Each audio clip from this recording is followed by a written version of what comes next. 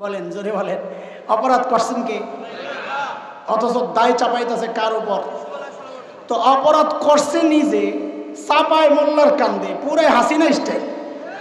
আর কথা বলেন না, কার স্টাইল এটা? হাসিনার স্টাইল। গোটা 16 বছরে এই কামই করছে বেটি। এখন নিজেই বলতেছে শাস্তি কি হওয়া উচিত, সিদ্ধান্ত নিজেই দেয়। হয় ওরা আয়না করে ঢুকান। আপনি বলবেন তখন কি আয়না করছিল? ছিল, নাম আর একটা ছিল আর কি, জিনিস একটাই, ইল্লা আইয়ুস যাক, অথবা রিমান্ডে নিয়ে একটা কঠিন পিটা লাগাইয়া দেন। কারণ রিমান্ডে নিয়ে তো এমন শাস্তি দেয়, বড় আজীব শাস্তি। আল্লাহ মাফ করুক, সবাইকে আল্লাহ হেফাজতে রাখেন। যে পড়ছে সে জানে। জুলাইখার স্বামী তো ইউসুফ আলাইহিস সালামকে আগের থেকেই চিনে, হয়তো 2 নম্বর লোক না। ঘটনা একটা আছে, কি হয়েছে? ইউসুফ কি সমস্যা কি? বলে হিয়া রাওয়াদাতনি আন নাফসি, এই মহিলা নিজেই যা করার করছে, আমি কিচ্ছু করি নাই। তখন মিশরের গভর্নর কি বললেন?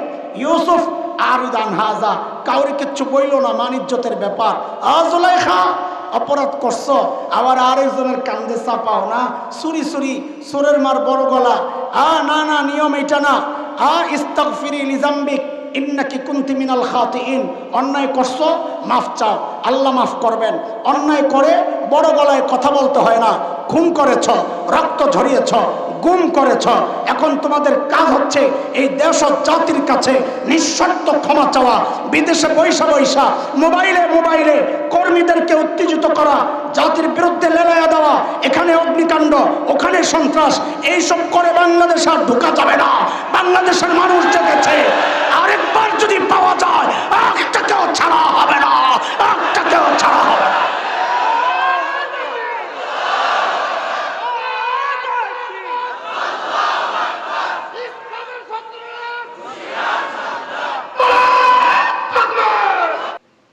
বিচার হবে, সেখানে তো ইনসাফই হবে।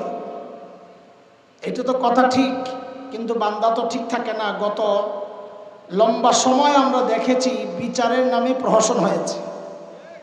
যারা অপরাধ করে নাই তাদেরকে ফাঁসিতে ঝুলতে হয়েছে, দেশ থেকে পালিয়ে পালিয়ে বেড়াতে হয়েছে। অথচ যারা সন্ত্রাসী লুটেরা ছিল, দেশের সম্পদ বিদেশে পাচার করেছিল, ওরা রাষ্ট্রের সর্বোচ্চ জায়গায় থেকে রাষ্ট্রের সর্বোচ্চ সুবিধা ভোগ করে বীর দর্পে চলেছে। আসামিরা চলেছে, অপরাধীরা চলেছে নিরপরাধীদের মতো। এটা হচ্ছে বিচারের নামে প্রহসনের কারণে। আল্লাহ বলেন ফালা তুজলামু নাফসুন শাইআ, আমার আদালত কিন্তু এমন হবে না, আমার আদালতে কোনো জুলুম হবে না। বলে মানে কি? আরো ব্যাখ্যা দিচ্ছেন আল্লাহ তাআলা, ওয়া ইন কানা মিসকালা হাববাতিন মিন খারদাল, যদি কেউ দুনিয়ায় একটা সরিষা দানা পরিমাণ নেকি করে, তাও হিসাবের জন্য আমি পাল্লায় ওঠাবো। কেউ যদি একটা সরিষা দানা পরিমাণও গুনাহ করে, তাও হিসাবের জন্য আমি পাল্লায় ওঠাবো। হিসাবের জন্য এই প্রক্রিয়াটাই যথেষ্ট, আর কিছু করার দরকার নাই। এই ছিল আয়াতের মোটামুটি তর্জমা। এই আয়াতকে সামনে রেখে মুফাসসিরিনে কেরাম হাসরের মাঠের মানুষের শ্রেণী করেছেন 4টা, মূলত 5টা, আমরা 4টা নিয়ে কথা বলব ইনশাআল্লাহ। আপনারা বলেন আমার সাথে, কয় শ্রেণী? সবাই বলেন। এই 4 শ্রেণী বোঝার জন্য একটা মূলনীতি বুঝেন, তখন শ্রেণীগুলো আপনারাও বের করতে পারবেন। বণিক সমিতির লোকজনও তো আছে এখানে, মাজারে তো আছি আমরা। দাড়ি পাল্লায় পাল্লা থাকে কয়টা? বলেন। 2টা। মাপার সিস্টেম হচ্ছে, এক পাল্লায় আপনি লোহা দিছেন, ধরেন ধান মাপবেন, কথার কথা। এক পাল্লায় লোহা দিছেন, পাশের পাল্লায় ধান দেন নাই, মাপা যাবে? বলেন। কেন যাবে না? আমি একটা জবাব শিখাইয়া দিচ্ছি। বয়ানের শেষ পর্যন্ত আমি জিজ্ঞেস করব, বারবার জিজ্ঞেস করব, শুধু এই একটা জবাবই দিবেন, কেন মাপা যাবে না? বলেন। এক পাল্লা খালি। বলেন পাল্লা একটা। এটা যেহেতু পুরা আপনাদের কোনো দায়িত্ব নাই, একটাই দায়িত্ব দিলাম, খালি বারবার এটাই বলবেন। বলেন পাল্লা একটা খালি। বলেন। আমি আবার জিজ্ঞেস করি, ঠিক মতো বলবেন। এক পাল্লায় লোহা দেওয়া, পাশের পাল্লায় ধান দেওয়া হয় নাই, মাপা যাবে? কেন যাবে না? পাল্লা একটা খালি। সাবাস। ঠিক এর উল্টাও হইতে পারে। এক পাল্লায় ধান দিছেন, পাশের পাল্লায় পাথর দেন নাই, মাপা যাবে? কেন যাবে না? পাল্লা একটা খালি। মাশাআল্লাহ। হাসরের মাঠে যারাই আসবে তাদের মধ্যে একটা শ্রেণী এমন আসবেন যাদের নেকির পাল্লায় নেকি তো আছে, কিন্তু গুনার পাল্লায় গুনাহ নাই একটাও। বলেন তাদের আমল মাপা যাবে? কেন যাবে না? এই তো সাবাস, বলেন সবাই, কেন মাপা যাবে না? তাদের জন্যই আল্লাহর ফয়সালা, তারা বিনা হিসাবে জান্নাতে চলে যাবেন। এই বিনা হিসাবে যাবেন, তাদের আমলের হিসাব হবে না। কেন হিসাব হবে না? পাল্লা একটা খালি। সাবাস, আপনাদের কাজ একটা দিলাম, দায়িত্ব, আর কোনো কাজ নাই। ঠিক আছে ইনশাআল্লাহ। হ্যাঁ, এটাই আজকে আপনাদের জন্য জিলাপি। বণিক সমিতি তার জিলাপির ব্যবস্থা করে নাই, আজকের বয়ানের জিলাপি এটাই। আমি জিজ্ঞেস করবো, খালি জবাব দিবেন। ঠিক আছে ইনশাআল্লাহ। আরেকটা শ্রেণী আল্লাহর আদালতে দাঁড়াবে যাদের গুনার পাল্লায় গুনাহ তো আছে, কিন্তু নেকির পাল্লায় নেকি নাই একটাও। বলেন তো তাদের আমল মাপা যাবে? কেন যাবে না? আল্লাহ একটা খালি। তাদের ব্যাপারে আল্লাহর ফয়সালা, ফালা নুকিমু লাহুম ইয়াউমাল কিয়ামাতি ওয়াজনা, আমি ওদের আমল মাপবো না। যেহেতু মাপা হবে না, হিসাব হবে না, তো বিনা হিসাবে জাহান্নাম। বিনা হিসাবে। কয় গ্রুপ গেল? আর আছে কয় গ্রুপ? দুই গ্রুপের এক গ্রুপে হয়তো নেকি বেশি হবে, আরেক গ্রুপের নেকি কম হবে, গুনাহ বেশি হবে। তাহলে কয় গ্রুপ হলো? 4 গ্রুপ। তো যাদের নেকির পাল্লা ভারী হবে তাদের কি সিদ্ধান্ত আল্লাহর তাদের ব্যাপারে? আল্লাহ বলেন, সূরা জিলজালের মধ্যে আসছে, আল্লাহ বলেন, فَأَمَّا مَنْ ثَقُلَتْ مَوَازِينُهُ فَهُوَ فِي عِيشَةٍ رَاضِيَةٍ। যাদের নেকির পাল্লা ভারী, আল্লাহ বলেন তারা জান্নাতি। যদি নেকির পাল্লা ভারী না হয়, তাহলে গুনার পাল্লা ভারী হবে, তখন নেকির পাল্লা হালকা হবে। এদের ব্যাপারে আল্লাহর কি সিদ্ধান্ত? আল্লাহ বলতেছেন, وَأَمَّا مَنْ خَفَّتْ مَوَازِينُهُ فَأُمُّهُ هَاوِيَةٌ। যাদের নেকির পাল্লা হালকা, গুনার পাল্লা ভারী, আল্লাহ বলেন তারা জাহান্নামী। কয় গ্রুপ হয়েছে ভাই? এখন আমাদের আলোচনা একদম শুরু থেকে আবার। প্রথম শ্রেণী যাদের হিসাব হবে না। কেন হিসাব হবে না? বলেন না, পাল্লা একটা খালি। বলেন কি? তারা কারা? আহলুস সুন্নাহ ওয়াল জামাআহ। আমাদের স্টেজে যে সমস্ত উলামায়ে কেরাম বসে আছেন, তাদের আকীদা হচ্ছে সমস্ত নবী মাসুম, নিষ্পাপ। কোন নবী জিন্দেগিতে কোনো গুনাহ করেন নাই। কেন করেন নাই ভাই, এটা আরেক প্রসঙ্গ, এখন আলোচনা করলে ওটা লম্বা হয়ে যাবে। বাকি জিজ্ঞেস করছি, এখন ভিতরে খসখস করবে, বলবে কি আস্তে এড়ায় গেল, মানে জানে না, ওটা বলে না, আরেক ভেজাল। অনেক কারণ আছে নবীরা গুনাহ না করার। আমি একটা মৌলিক কারণ শোনায় দিই যেন আপনাদের দিল ইতমিনান হয়, বুঝেন, জানেন যে এই কারণে নবীরা গুনাহ করেন নাই। অনেক কারণের মধ্যে একটা মৌলিক কারণ ছিল যে নবীদেরকে আল্লাহ নিজেই গুনাহ থেকে বাঁচায় রাখছেন। এখন আবার প্রশ্ন আসবে, আল্লাহ নবীদেরকে কেন বাঁচাইলেন? তো এটার জবাব পাইবেন কোথায়? সূরা হজ একদম শেষ পৃষ্ঠায় 17 নম্বর পারার আল্লাহ বলেন, আল্লাহু ইয়াসতাফি মিনাল মালাইকাতি রাসূলান ওয়া মিনান নাস। আল্লাহ বলেন সমস্ত রাসূল, সে মানুষ হোক আর ফেরেশতা, আমি তাদেরকে আমি আল্লাহ নির্বাচন করেছি। বলেন নবী কার নির্বাচন? আরো জোরে বলেন। এখন আল্লাহর নির্বাচিত ব্যক্তিরা যদি গুনাহ করে, তো আল্লাহর নির্বাচনটাই প্রশ্নবিদ্ধ হয়ে যায় যে আমাদেরকে গুনাহ থেকে বাঁচাইতে আপনি কাদেরকে নির্বাচন করলেন? তারা নিজেরাই তো গুনাহ করে। আল্লাহর নির্বাচন যেন প্রশ্নবিদ্ধ না হয়, এই জন্য আল্লাহ নিজেই সমস্ত নবীকে গুনাহ থেকে বাঁচায় রাখছেন। যেমন হযরত ইউসুফ আলাইহিস সালাতু ওয়াস সালাম, নাম শুনছেন? কেমন ছিলেন? আমার মতো কালো? কেমন? সবচাইতে সুন্দর। এর চেয়ে সুন্দর আল্লাহ কাউকে বানান নাই, বানাবেনও না। তবে এটা একদম সাথে সাথে বলবেন, কোন রকমের থামা ছাড়া। আল্লাহ এর চেয়ে সুন্দর কাউকে বানান নাই, বানাবেনও না, তবে শ্বাস ফালান ছাড়া। বলেন ঠিক করে? আল্লাহ এর চেয়ে সুন্দর কাউকে বানান নাই, বানাবেনও না। তবে বলে তবে আবার কি? তবে আমাদের নবী ছাড়া সাল্লাল্লাহু আলাইহি ওয়াসাল্লাম বলেন না, আমাদের নবীর সৌন্দর্যের সাথে দুনিয়ার কোনো সৌন্দর্যের মিলবে না, এটা আলাদা। বলে মানে কি? হযরত ইউসুফ ছিলেন ফর্সা সুন্দর, আর আমাদের নবী, আমার নবীর চোখের দিকে তাকালে মনে হতো এর চেয়ে সুন্দর চোখ আর হইতে পারে না। আমার নবীর নাকের দিকে তাকালে মনে হতো এর চেয়ে সুন্দর নাক আর হইতে পারে না। আমার নবী যখন হাসি দিতেন মনে হতো এর চেয়ে সুন্দর হাসি আর হইতে পারে না। আমার নবীর সৌন্দর্যটা আলাদা। তো হযরত ইউসুফ এত সুন্দর, মোল্লার প্রেমে পড়ছে জুলাইখা, এমন পাগল হইছে। হযরত ইউসুফ তো একদম রিজেক্ট করে খালি। ধরো একদিন একদম অন্দর মহলে ঢুকাইছে, 7টা তাফসীর কিতাবে আসছে 7 দরজার ভেতরে, মানে 7 রং ক্রস করছে। ঢুকাইয়া বাঁদিকে বলেছে দরজা বন্ধ করে তুমি চলে যাও। আচ্ছা, দরজা বন্ধ করে চলে যাওয়ার জন্য দরজা কোন দিক দিয়ে বন্ধ করবে? ভেতর দিয়ে না বাইরে দিয়ে? ভিতরে বন্ধ করলে তো যাইতে পারবে না।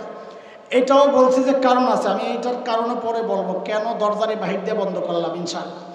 তো সব বন্ধ করে চলে গেছে।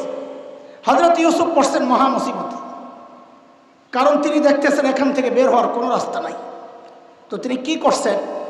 তিনি আল্লাহর কাছে সাহায্য চাই একটা চিৎকার দিয়েছেন। কোরআন আল কারীমের সূরা ইউসুফ এই গল্প পর্বের বড় মজার গল্প, 23, 24, 25, 26, 27 এই আয়াতগুলোতে পুরা গল্পটা আল্লাহ এনেছেন। আল্লাহ বলেন, وراودته التي هو في بيتها عن نفسه وغلقت الأبواب وقالت هيت لك قال معاذ الله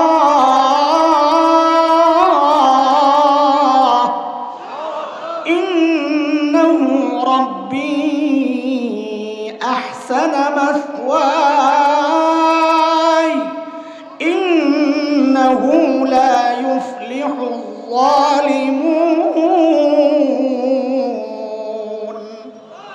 ডাক দিছেন কারে? তো আল্লাহ 24 নম্বর আয়াত আল্লাহ বলতেছেন, আমি কাযালিকা লিনাসরিফা আনহু সুআল ফাহশা, আমি আল্লাহ নিজে বাঁচাইয়া দিছি। তো হযরত ইউসুফকে বাঁচাইছেন কে? কিভাবে বাঁচাইছেন? পরবর্তী আয়াতগুলোতে আসছে। আল্লাহ বলতেছেন, ওয়াস্তাবাকাল বাব وقدت قميصه من دبر وألف يا سيدها لدى الباب قالت ما جزاء من أراد بأهلك سوءا إلا أن يسجن أو عذاب أليم। হযরত ইউসুফ দৌড় দিয়েছেন দরজার দিকে। কোন দিকে? কোন দিকে কথা বলেন? উনি কি দেখেন নাই দরজা যে বাহির দিয়ে বন্ধ? ওই জন্য বলছি কথাটা, দেখেন নাই? আরে ভেতর দিয়ে বন্ধ থাকলে তো ট্রাই করতো তালা তোলা টাইনা টুইনা দেখে খোলা যায় কিনা। দরজা তো বাহির দিয়ে বন্ধ, তো এই ট্রাইয়েরও তো সুযোগ নাই। তাহলে কেন দৌড় দিলেন আন্দাজি? কারণ তিনি, তার ঈমান ছিল নবীওয়ালা ঈমান। তিনি চিন্তা করেছেন আমি যে আল্লাহকে ডেকেছি সাহায্যের জন্য, ওই আল্লাহ আমাকে একা ছাড়তে পারেন না। তো দৌড় দিয়েছেন দরজার দিকে। বিভিন্ন বড় বড় মার্কেটে দেখবেন গ্লাসের ডোর 2 দিক থেকে বন্ধ হয়, সেন্সর লাগানো। মানুষ যখন যায়, মানুষের ঘ্রাণ পাইলে আস্তে দরজা খুলে যায়, আবার চলে গেলে আবার দরজা ক্লোজ হয়ে যায়। দেখেন নাই? ওখানেও একটা মেশিন লাগানো ছিল।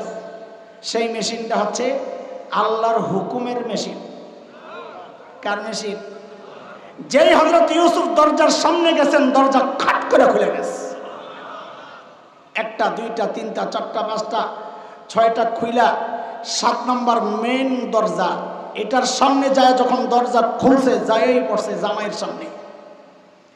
আচ্ছা, এই দৃশ্য দেখলেই তো বোঝা যায় কে অপরাধী। ইউসুফ দৌড়াইতেছে, পিছন দিয়া জুলাইখা ধাওয়া করছে, দেখলে বোঝা যায় না কে অপরাধী? জুলাইখা ধরার চেষ্টা করছে মোল্লারে। মোল্লার জামা তো নরম, পচা কাপড়, পিছন দিয়া টাইনা টুইনা ছিঁড়ে লাইছে জামা। হ্যাঁ, কোন দিক দিয়ে ছিঁড়ছে? হ্যাঁ, খেয়াল রেখেন, পরে আবার কাজে লাগাবো ইনশাআল্লাহ। যাই পড়ছে জামাইয়ের সামনে, জামাইয়ের সামনে পইরে মহিলা জাগায় পল্টি মারছে। পল্টি বুঝেন তো না? ঘুরে গেছে। কি বলে? আপনার স্ত্রীর সাথে অপকর্মের চেষ্টা যে করলো তার শাস্তিটা কি হওয়া উচিত? দেখছেন নি অবস্থা? অপরাধ করলো কে? আমাকে, আমার সাথে কথা বলতে হবে, আমি একা একা কথা বলবো না, এত ঠিকই নাই। বলেন, জোরে বলেন। অপরাধ করছেন কে? অথচ দায় চাপাইতেছে কার উপর? তো অপরাধ করছে নিজে, চাপায় মোল্লার কান্দে, পুরাই হাসিনা স্টাইল। আর কথা বলেন না, কার স্টাইল এটা? হাসিনার স্টাইল। গোটা 16 বছরে এই কামই করছে বেটি। এখন নিজেই বলতেছে শাস্তি কি হওয়া উচিত, সিদ্ধান্ত নিজেই দেয়। হয় ওরা আয়না করে ঢুকান। আপনি বলবেন তখন কি আয়না করছিল? ছিল, নাম আরেকটা ছিল আর কি, জিনিস একটাই, ইল্লা আইয়ুস যাক, অথবা রিমান্ডে নিয়ে একটা কঠিন পিটা লাগাইয়া দেন। কারণ রিমান্ডে নিয়ে তো এমন শাস্তি দেয়, বড় আজীব শাস্তি। আল্লাহ মাফ করুক, সবাইকে আল্লাহ হেফাজতে রাখেন। যে পড়ছে সে জানে। জুলাইখার স্বামী তো ইউসুফ আলাইহিস সালামকে আগের থেকেই চিনে, হয়তো 2 নম্বর লোক না। ঘটনা একটা আছে, কি হয়েছে? ইউসুফ কি সমস্যা কি? বলে হিয়া রাওয়াদাতনি আন নাফসি, এই মহিলা নিজেই যা করার করছে, আমি কিচ্ছু করি নাই। এখন আরেক উল্টা কাজ হইতেছে। মিশরের গভর্নর বলে তুমি যে অপরাধ করো নাই তার প্রমাণ দাও। দেখেন কারবার, দুনিয়ার আদালত, ইসলামী আইন, সব জায়গায় একই সিস্টেম। প্রমাণ দিবে বাদী। আমরা পড়েছি কিতাবে আল বাইয়িনাতু আলাল মুদ্দাই, যে দাবি করে প্রমাণ সে দেয়। এখানে অপরাধের দাবি করছে জুলাইখা, কাজী প্রমাণ কার দেওয়ার কথা? বলেন কার দেওয়ার কথা? অথচ প্রমাণ চাওয়া হচ্ছে কার কাছে? এটা ঠিক আছে নিয়ম না উল্টাইছে? কেন উল্টাইলো? কারণ তখন জুলাইখারা ক্ষমতায় থাকলে নিয়ম উল্টানোর নামই হচ্ছে নিয়ম। কথা বুঝেন না আপনারা? কিছু বুঝেন না নাকি? হ্যাঁ, এখন হযরত ইউসুফ চিন্তা করেন, আরে আমি প্রমাণ পাবো কই, ভিতরে ছিলাম মহিলার আমি একা। কিন্তু তিনি নিরাশ হন নাই, কারণ ডাক দিছেন কাকে? এর মধ্যেই জুলাইখার এক ফুফাতো বোন আসছিল বেড়াইতে। তার ছোট্ট এক পিচ্চি ছেলে, দুধের বাচ্চা। এমন কান্না শুরু হয়েছে, একেবারে থামার কোনো নামগন্ধ নাই, যেন কান্নার কোনো রেকর্ড ছেড়ে দিছে। হযরত ইউসুফকে কাহিনী একটা আছে, এই বেটা এমনি কান্দতেছে কে? বলে আমার পক্ষে সাক্ষী দিবে ওই পিচ্চি। সুবহানাল্লাহ, কি বাড়ি যেয়ে পড়বে? পিচ্চি তো কথাই বলতে পারে না, সাক্ষী দিবি কেমনে? জুলাইখা বলে মনে মনে, চান্দু খাইছো ধরা। অস্বীকার করতে প্রমাণ তোমারও নাই আমারও নাই, বাইচা যেতাম দুইজনে। এখন পিচ্চিরে জিজ্ঞেস করা হবে পিচ্চি অপরাধ কে করছে? পিচ্চি বলবে ও আর খাইবা বাড়ি। আল্লাহু আকবার। পিচ্চি কান্না অবস্থায় আনতেছে, যেই দরবারে আসছে পিচ্চির কান্না থেমে গেছে। মিশরের গভর্নর জিজ্ঞেস করে, হ্যাঁ রে পিচ্চি অপরাধ কে করছে রে? দেখেন কারবার। এখন পিচ্চি যদি ডাইরেক্ট বলে জুলাইখা করছে, তো দরবারের শয়তানরা কি বলবে? বলে মোল্লারা কত কিছু জানে, জাদু দিয়া বাইর করছে। কারণ মোল্লারা তো শাপলা চত্বরে রগ মেঘা শুয়েও থাকতে পারে। এটি তো হেই মোল্লা একই তো গুরু। কথা কন না, কিছু জানেন না আপনারা? থাকেন মোল্লারা বলে শাপলা চত্বরে রং মেঘা শুয়ে আসিল। আল্লাহ, এরকম রং একটু যদি আমরা মাখতে পারতাম, হ্যাঁ রে, এই বেডিরে এরকম রং যদি একটু মাখতে পারতাম। আরে কথা বলেন না? হ্যাঁ, কলজাটা একটু ঠান্ডা হইতো। আল্লাহ তাআলা এই কথার সুযোগ রাখেন নাই। পিচ্চির জবান দিয়ে আল্লাহ এমন ভাবে কথা প্যাকেট করে বাইর করছেন। পিচ্চি কি বলে? ইন কানা কামিসুহু কুদ্দা মিন কুবুল ফাসাদাকাত ওয়া হুয়া মিনাল কাযিবিন ওয়া ইন কানা কামিসুহু কুদ্দা মিন দুবুর فكذبت وهو من الصادقين। পিচ্চি বলে কি? ইউসুফ আলাইহিস সালামের জামা চেক করেন। জামা কয় জামা চেক করব মানে? কাহা জামা চেক করে দেখেন, জামা যদি দেখেন সামনে দিয়া ছিঁড়া, তো মনে করবেন ইউসুফ অপরাধী, জুলাইখা নিরপরাধ। ইউসুফ হামলা করেছে, জুলাইখা আত্মরক্ষার্থে নিজেকে বাঁচার জন্য ইউসুফের জামা জুমা টাইনা ছিঁড়ছে।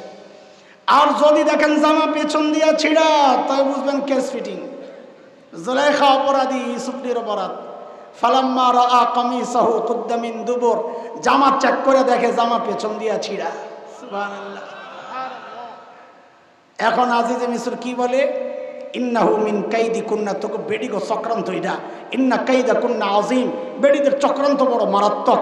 এই এতক্ষণ গল্প শোনানো আমার মাকসাদ না, আমি তো যাবো আরেক জায়গায়, আরে বয়ানের আরেক জায়গায়, মানে জায়গা আরেকটা না, মানে অন্য কথা বলবো আর কি। কিন্তু এই পর্যন্ত কেন আনছি, এই যে সামনের কথাটুকু বলার জন্যে। তখন মিশরের গভর্নর কি বললেন, ইউসুফ আরিদান হাজা, কাউরি কিচ্ছু বইল না, মানিজ্যতের ব্যাপার। জুলাইখা অপরাধ করছো, আবার আরেকজনের কান্দে চাপাও না, সুরি সুরি সুরের মার বড় গলা। না না, নিয়ম এটা না। ইস্তাগফিরি লিজাম্বিক ইন্নাকি কুনতি মিনাল খাতিইন, অন্যায় করছো মাফ চাও, আল্লাহ মাফ করবেন। অন্যায় করে বড় গলায় কথা বলতে হয় না। খুন করেছ, রক্ত ঝরিয়েছ, গুম করেছ, এখন তোমাদের কাজ হচ্ছে এই দেশ ও জাতির কাছে নিঃশর্ত ক্ষমা চাওয়া। বিদেশে বৈশা বৈশা মোবাইলে মোবাইলে কর্মীদেরকে উত্তেজিত করা, জাতির বিরুদ্ধে লেলাইয়া দেওয়া, এখানে অগ্নিকাণ্ড ওখানে সন্ত্রাস, এইসব করে বাংলাদেশ আর ঢোকা যাবে না। বাংলাদেশের মানুষ জেগেছে, আরেকবার যদি পাওয়া যায় একটাকেও ছাড়া হবে না, একটাকেও ছাড়া হবে না।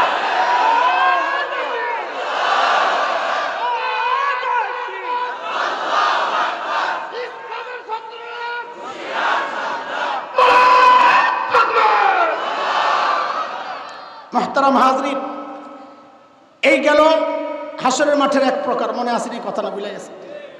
নাম্বার 1, বিনা হিসাবে। আরো কিছু আছে বিনা হিসাবে জান্নাতে যাবেন, আমি ওই প্রসঙ্গে ঢুকলে অনেক দেরি হয়ে যাবে। এই উম্মতেরও 70,000 বিনা হিসাবে জান্নাতে যাবে। সুবহানাল্লাহ পড়েই লিখেছেন। 70,000 গেলে আপনার কি লাভ নেই? আপনিও কি যাওয়ার আশা করতেছেন নাকি? কেমনি ইনশাল্লাহ? সাহাবি রয়ে গেছেন, আমি সাহাবিদেরকে না পাঠাই আম করে দিয়ে দিব নাকি? সাহাবির সংখ্যা কত? হ্যাঁ হ্যাঁ, সাহাবির সংখ্যা কত? কি বলে হুজুর, সাহাবির সংখ্যা বলে 1.5 লক্ষ। হাসানি ভাই, হায় হায় হায়, শোনেন শোনেন, এটা কোত্থেকে যে ছড়াইছে আমরা জানি না। আরে বুখারীর রিওয়ায়াতে আসছে, বিদায় হজে আল্লাহর নবী আলাইহিস সালামের সাথে 1.5 লক্ষ সাহাবী হজ করেছেন। এই হজের সংখ্যায় না সাহাবীর সংখ্যায় কারাদারি লাগাই দিস, এখন এটাই ছড়াইয়া গেছে না। আমাদের যাত্রাবাড়ির শেখ মাহমুদুল হাসান দামাত বারাকাতুহুল আলিয়া বলেছেন, ওই সময় আনুমানিক প্রায় 5 লক্ষ সাহাবী ছিল। হজ করছে কত? বিদায় হজে হজ করছে 1.5 লক্ষ, সংখ্যা হলো 1.5 লক্ষ। এই জায়গায় এক জায়গায় আরেক জায়গায় লাগাই দিস, কাম একটা। আল্লাহ, আরে ভাই, যদি 70,000 বিনা হিসাবে জান্নাতে যান তো সাহাবীরাই তো প্রথম। সাহাবীদের তো থাকে আরো 4,30,000। আপনি সুবহানাল্লাহ পড়েন কোন আশায়? হুজুর আশা একটা আছে। কেন? ওই নবী আলাইহিস সালাম ঘরে গেছেন, এই কথাটা বইলা আয়েশা দেখেন সাহাবীদের মধ্যে ফিসফাস চলতেছে, আরে কারা জানি যাবে, উফ আমি যদি থাকতাম, এই কাম চলতেছে। নবী আয়েশা জিজ্ঞেস করতেছেন, এই কি আলাপ করতেছে? হুজুর কারা যাবে এটা, এই 70,000 কারা? তো নবী তাদের একটা ক্রাইটেরিয়া বয়ান করছেন, কিন্তু এরপরে যেটা বলেছেন নবী আলাইহিস সালাম, যে এই 70,000 শুধু 70,000 না, এটা মূলত 70,000 গ্রুপ। গ্রুপ বলেন, গ্রুপ কত? গ্রুপ কত? প্রত্যেক গ্রুপে থাকবে আবার 70,000। সুবহানাল্লাহ। আরে এইবার তো জোরে বলেন সুবহানাল্লাহ। আল্লাহ আমাদেরকে কবুল করেন। ঠিক উল্টা হইতে পারে আরেক গ্রুপ। এখান থেকে একটু মনোযোগ দরকার। এইবার আর হাত উঠাবো না, মনোযোগ আছে, মেনে নিলাম। যাদের নেকির পাল্লায় নেকি আছে, গুনার পাল্লায় গুনাহ আছে, নেকির পাল্লা খালি, বলেন তাদের হিসাব হবে? কেন হবে না? পাল্লা একটা খালি। মনে আছে পড়া না? আচ্ছা, মনে থাকলে ভালো, শেষ পর্যন্ত মনে রেখে। পাল্লা একটা খালি। তাদের ব্যাপারে আল্লাহর সিদ্ধান্ত কি? ফালা নুকিমু লাহুম ইয়াউমাল কিয়ামাতি ওয়াজনা, কোনো হিসাব নাই, বিনা হিসাবে। জোরে বলেন নাউযুবিল্লাহ। পড়বেন না? না যাইতে মনে চায়? কিন্তু প্রশ্ন হচ্ছে, এখান থেকে বুঝেন তারা কারা। এটা জানা এই জন্যই দরকার, আমি যেন এই শ্রেণীতে পড়ে না যাই। তারা কারা যারা বিনা হিসাবে জাহান্নামে যাবে? আচ্ছা আপনারা বলেন তো, একটা সম্ভাব্য তারা কারা হইতে পারে বলেন তো? এই যে স্যার বলছেন মুশরিক, আপনারাও বলেন 2-4 জন। আরে কাফের মুশরিক কে? এটা বলে বুঝেন না কথা, ভয়ে বলতেছেন না, কোন বিপদে পড়ি, তাই না? আমি বুঝছি। তবে শোনেন, এটা তো আপনারা বুঝেছেন, কিন্তু যেটা আমরা বুঝি না ওইটা আজকে শোনেন। আমার মতো এরকম টুপিওয়ালাও হইতে পারে, বিনা হিসাবে জাহান্নামে যাবে, নাউজুবিল্লাহ। আমার মতো দাড়িওয়ালা জুব্বাওয়ালাও হইতে পারে। তারা কারা? কোরআনে আল্লাহ বলতেছেন সূরা বাকারায়, ومن يرتد منكم عن دينه فيمت وهو كافر فأولئك حبطت أعمالهم في الدنيا والآخرة وأولئك أصحاب النار هم فيها خالدون।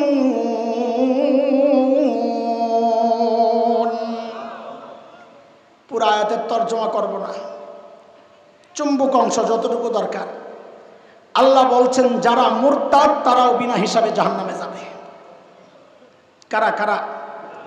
মুরতাদের সহজ অর্থ বুঝেন যারা ইসলাম থেকে বের হয়ে গেছে।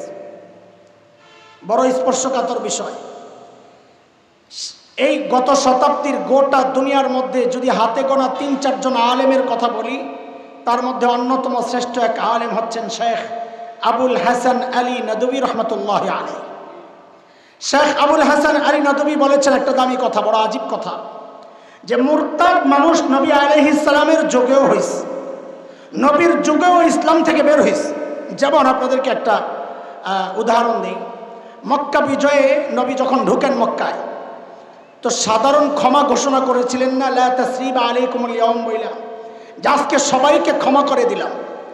কিন্তু কয়েকজনের নাম নবী ঘোষণা করেছেন। কেন? বলে মালউনিনা আইনামা সুকিফু উখিযু ওয়া কুতিলু তাকতিলা। তারা মালউন, ইসলামের বিরুদ্ধে তাদের শত্রুতা ছিল একটা অন্য মাত্রায়, তুচ্ছ তাচ্ছিল্য করেছে, নবীর বিরুদ্ধে কবিতা আবৃত্তি করেছে। এদের নাম নবী নাম নিয়ে নিয়ে বলেছেন এদেরকে ছাড়া যাবে না। তারা কারা? বিখ্যাত আলিম শেখ ইবনে তাইমিয়া রহমতুল্লাহি আলাইহির ঐতিহাসিক যে কিতাব আস-সারিমুল মাসলুল আলা শাতিমির রাসূল, ওই কিতাবে তিনি 15 জনের নাম এনেছেন। আব্দুল্লাহ ইবনে খাতাল, কুরতুনা, কুরাইনা, সাররা, মাকিস ইবনে সুবানা, হুয়াইরিস ইবনে নাকিদ, আব্দুল্লাহ ইবনে জিবারা, আব্দুল্লাহ ইবনে সাদ ইবনে আবি সারাহ, ইকরামা ইবনে আবি জাহল, হুবার ইবনুল আসওয়াদ, হুবাইরা বিনত আবি ওয়াহাব আল মখজুমি, কাব ইবনে জুহাইর, হিন্দা বিনতে উতবা, ওয়াহশি ইবনে হারব। এই 15 জনের নাম ঘোষণা হয়েছে।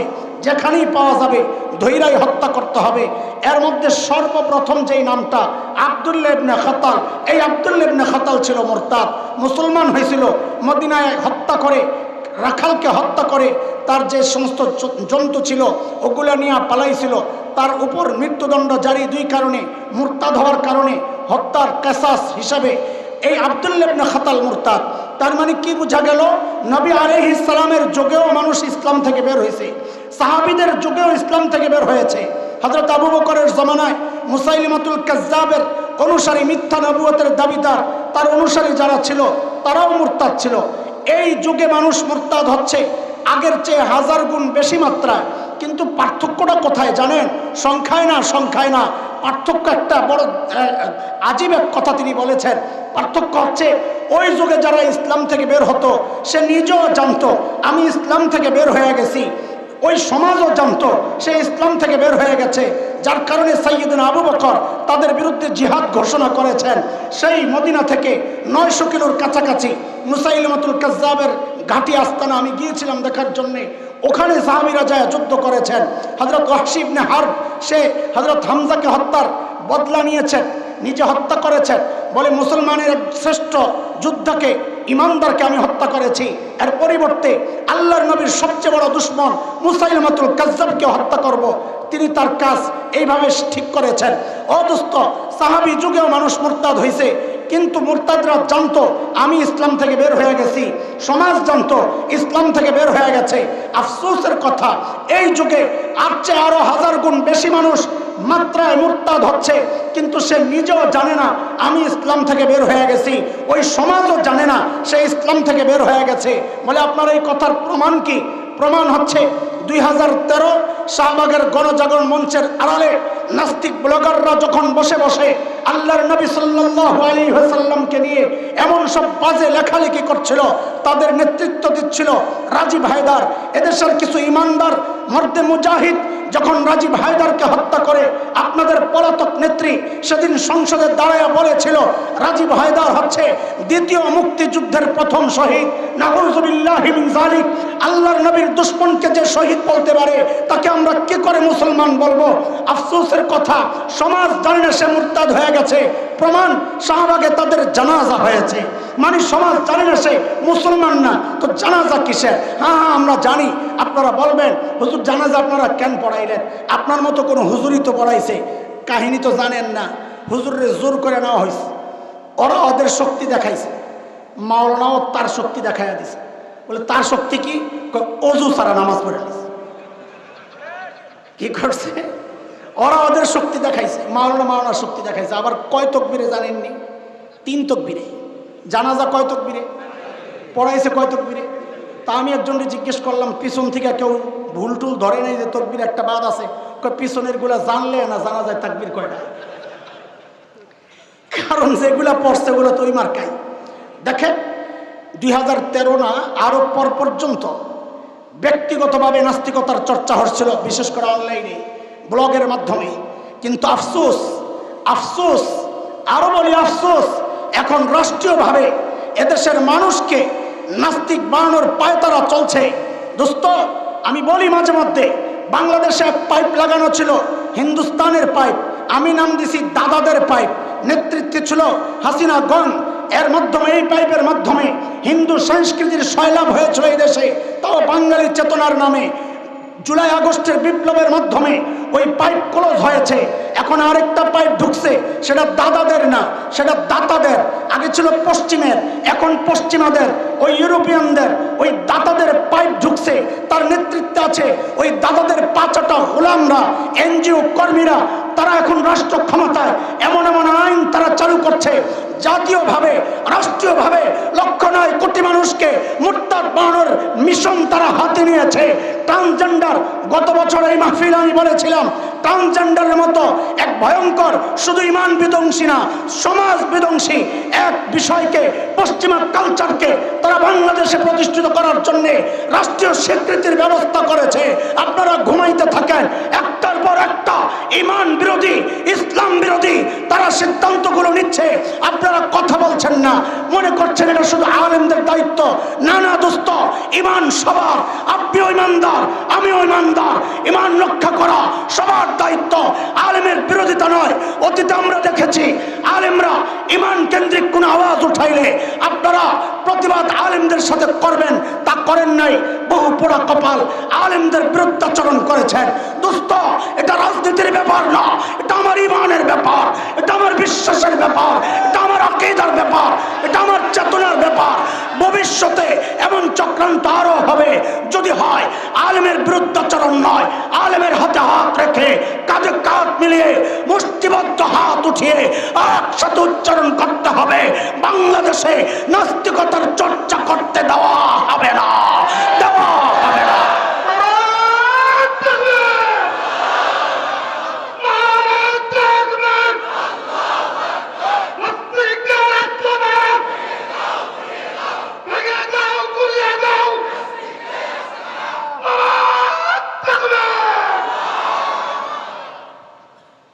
স্লোগান দিয়ে আবার ভুইলা যান নাই তো পড়া। হাসরের মাঠে শ্রেণী কয়টা? কয় শ্রেণী গেল? কথা বলে না। দেখেন, এই 2 শ্রেণীতে হওয়ার সম্ভাবনা আমাদের বিনা হিসাবে জান্নাতে যাওয়ার আশা তো করি, তো বাস্তবতা মিলে না। আমাদের গুনার পাল্লা তো একেবারে খালি না। আবার বিনা হিসাবে জাহান্নামে যাব, ওইটাও চাই না। না চান? আবার মাশাআল্লাহ, আমার দোস্ত বড় ভাই আয়েশা করছে, নারে তাকবীর। আল্লামা আব্দুল বাসিত খান হাফিজুল্লাহর আগমন। এত আসতে বললে বেটার ওয়াজ বাড়িব। জোরে চিৎকার দিয়ে একটা স্লোগান লাগান না, মাইক দিয়া, মাশাআল্লাহ, তখন চিল্লাই যায় জোরে জোরে।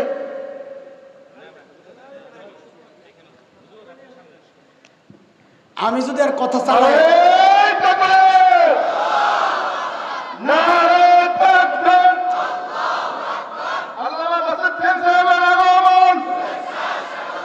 আব্দুল বাসেত খান। জি, থ্যাংক ইউ। আল্লামা আব্দুল বাসেত খান সাহেবের আগমন ইনশাআল্লাহ। সালামপুরবাসীর পক্ষ থেকে নারায়ে তাকবীর। আমার সভাপতি, তুমি নাম অর্ধেক বললে হইব? আমার দায়িত্ব না প্রতিবাদ করা? আমার বড় ভাই আব্দুল বাসেত খান হাফিজাহুল্লাহ। দেখেন, এই কথা কেউ অস্বীকার করলে বোকা, যে আব্দুল বাসেত খান রে বসায় হাসান জামিল বয়ান করছে, এটা আপনাদের ঠগানো ছাড়া কিচ্ছু না। এই জন্যে আমি চাই আপনারা বঞ্চিত না হন। আমার ভাই একটু লম্বা করে বয়ানটা আজকে করুক। আমার আধা ঘন্টা দিলাম, ওনার 1 ঘন্টা বরাদ্দ, টোটাল কত হইল? আজকে আমার ভাইয়ের জন্য 1.5 ঘন্টা বরাদ্দ ইনশাআল্লাহ। ঠিক আছে না? আল্লাহ কবুল করেন। কয় শ্রেণী কইছি? আল্লাহ খালি মনে করায় দিয়ে, আবার যদি বেটারা এবার তো দাওয়াত দিছে ঠিকা, ভবিষ্যতে ঠেকাঠেকি নাও তো থাকতে পারে, আরও বড় কাউরে পাওয়া যেতে পারে।